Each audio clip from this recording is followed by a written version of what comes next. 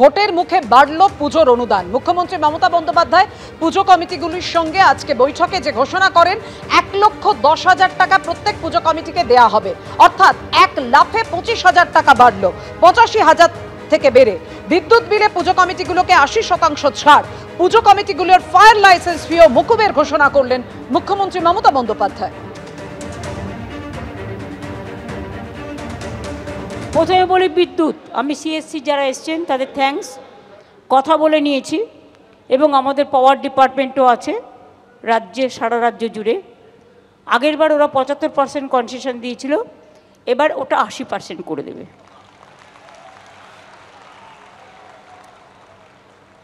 Fire licence সহ সমস্ত সরকারি ফি মকুব করে দেওয়া হলো। এবার কত? এই আগের বার 85,000 দিয়েছিলাম, এবারে 90 করি।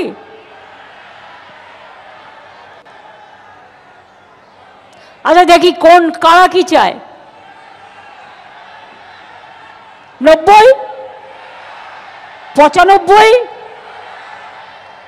1, ওকে 1,10,000।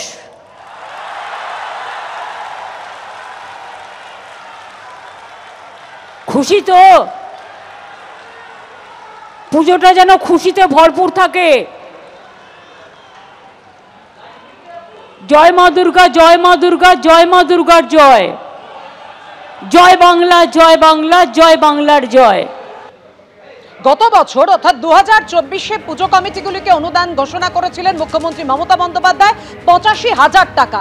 এবার এক লাফে 25,000 বেড়ে 1,10,000 টাকা ঘোষণা করেছেন মুখ্যমন্ত্রী মমতা বন্দ্যোপাধ্যায়। প্রতিটি পুজো কমিটি পাবে 1,10,000 টাকা। বিরোধী দলনেতা শুভেন্দু অধিকারী বলেন, কেন বকেয়া দিয়ে মিটিয়ে দিচ্ছেন না মুখ্যমন্ত্রী? আর কি বলেছেন দেখুন। 1,10,000 কেন, 2,10,000 দিয়ে দিন, কিন্তু দিয়েটা কর্মচারীদের মিটিয়ে দিন। যা পারেন করুন, চাকরি দিন। 6 লক্ষ শূন্য পোস্ট আছে, ফিল আপ করুন।